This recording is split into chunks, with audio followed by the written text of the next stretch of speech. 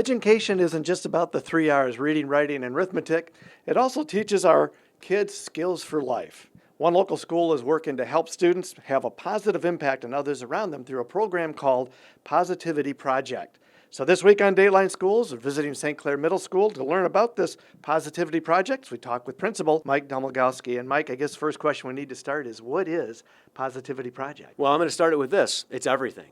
And then once something becomes everything, it becomes more important, right? So the Positivity Project is just that. It's a project based around positivity that empowers students to build positive relationships. And what better is needed in society today than students and people in general building positive relationships? So that's really what it encompasses. We'll get into it more deep, but it empowers students to build positive relationships. How long have you had this here at St. Clair Middle School now? We introduced it last year at the beginning of the school year, so 2018, and so we're about a year and a half into the project. So my guess is it took a little bit of work to get everybody on board and to kind of get them behind this, right? Yeah, absolutely. With anything new, it's not just, day one, here we go.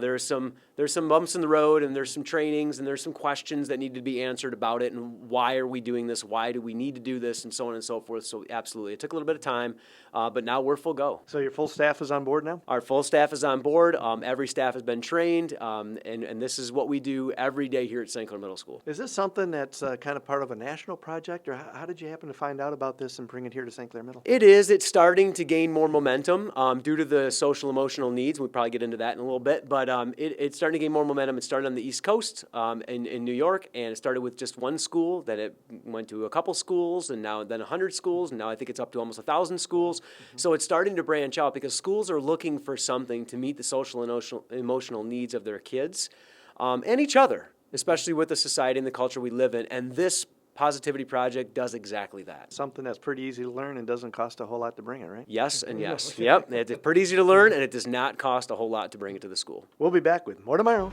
for Dateline Schools. I'm Terry Herring.